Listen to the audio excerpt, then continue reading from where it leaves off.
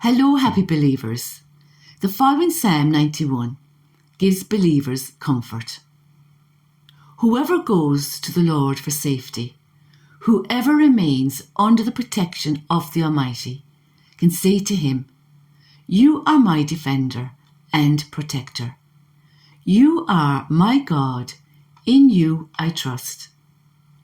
He will keep you safe from all hidden dangers and from all deadly diseases.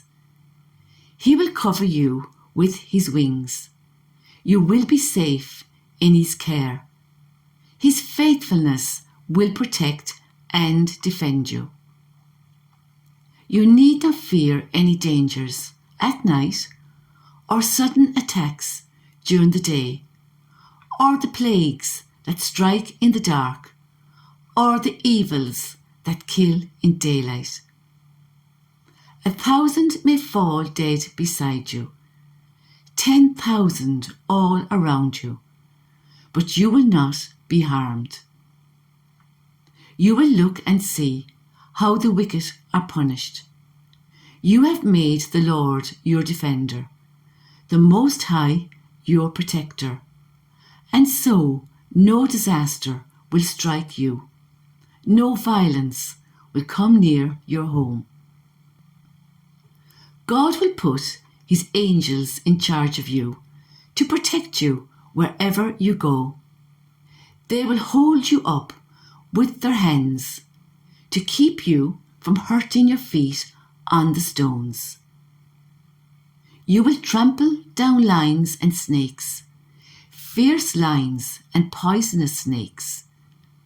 God says, "I will save those who love me and will protect those who acknowledge me as Lord. When they call to me, I will answer them. When they are in trouble, I will be with them. I will rescue them and honor them. I will reward them with long life. I will save them."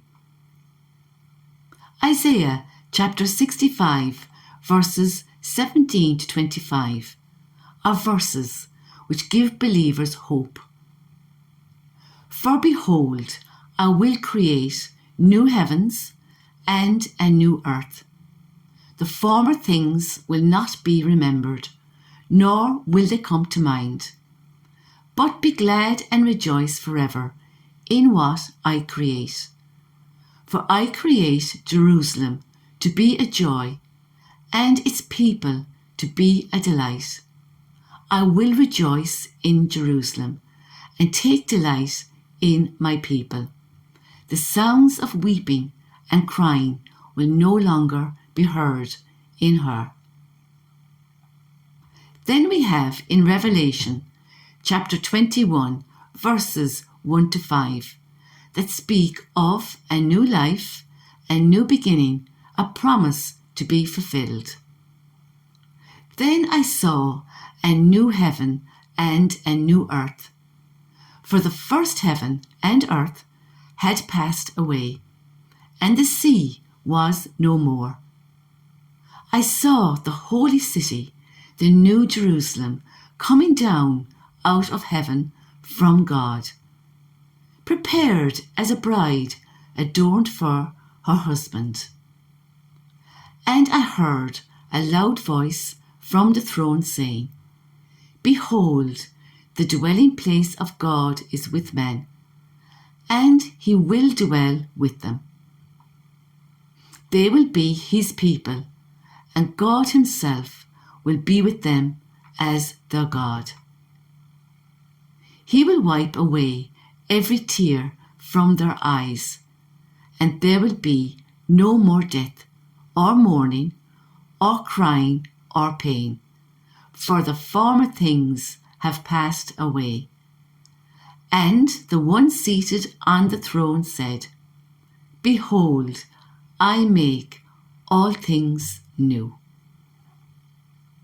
Luke chapter 8 verses 49 to 56 tells us of Jairus and the healing of his daughter. "A messenger came from the official's house. "Your daughter has died," he told Jairus. "Don't bother the teacher any longer."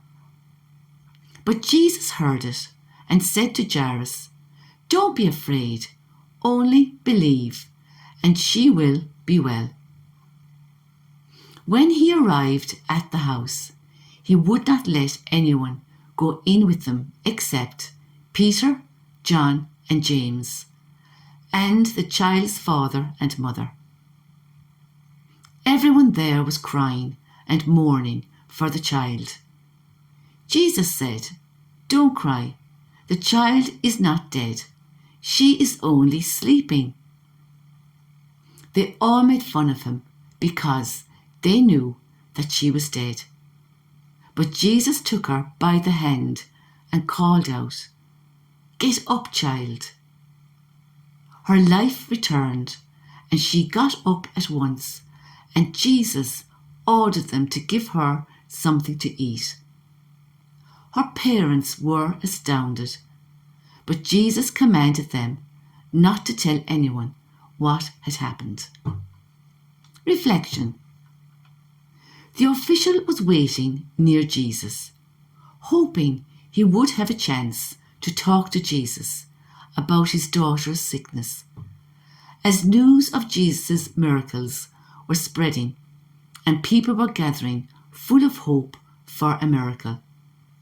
Jairus was near Jesus when a messenger from his home came to tell him his daughter had died and suggested it was now a waste of time bothering Jesus. Jairus' heart must have suddenly sank when he heard the news. As he became fearful, his hopes were dashed. But Jesus was attentive to Jairus as he heard the conversation, and straight away he filled him with hope, saying, "Don't be afraid, only believe, and she will be well." It shows how words can have a negative or positive impact on us, and how our faith can fill us up with hope because we believe in the power of Jesus working in our lives and situations. With Jesus in our lives, there is always hope. Where there is belief, there is no fear, only hope and trust. Proverbs chapter 16, verse 24 says, "Gracious words are like a honeycomb, sweetness to the soul and health to the body." In Romans chapter 8, verse 28, "And we know that for those who love God, all things work together for good, for those who are called according to his purpose." Jairus then realized Jesus was actually going to visit his daughter in his home. In Jairus coming out to meet Jesus, Jesus in turn came to meet Jairus. His faith was rewarded. Matthew chapter 7, verse 7. "Ask, and it will be given to you. Seek, and you will find. Knock, and it will be opened to you." People had gathered to pay their respects, and the mourners were there by the time Jesus arrived. Jesus picked a selected few to go into the child's room with him. And as he passed by the others, he said, "Don't cry. The child is not dead. She is only sleeping." They found this very strange, and as a result, they made fun of Jesus because they knew she had died. But Jesus took her by the hand and called out, "Get up, child." Her life returned, and she got up at once, and Jesus ordered them to give her something to eat. Her parents were astounded, but Jesus commanded them not to tell anyone what had happened. Hebrews chapter 11, verse 1 says, "Faith is the assurance of things hoped for, the conviction of things not seen." Faith makes us sure of what we hope for and gives us proof of what we cannot see. And this is exactly what happened here. Jairus believed Jesus would heal his daughter. The miracle was proof of what he thought possible in faith. Faith is believing before we see the result. Psalm 37, verse 3 to 5 says, "Trust in the Lord and do good. Dwell in the land and befriend faithfulness. Delight yourself in the Lord, and he will give you the desires of your heart. Commit your way to the Lord. Trust in him, and he will act." James chapter 1, verse 22. "Do not deceive yourselves by listening to his word. Instead, put it into practice." Do what God says. Don't merely listen to it, or you will fool yourselves. But prove yourselves doers of the word, and not just hearers who deceive themselves. Romans chapter 10, verse 17 tells us, "Faith comes from hearing, and hearing through the word of Christ." Going by this verse, the Bible is vital for us to understand our Catholic faith.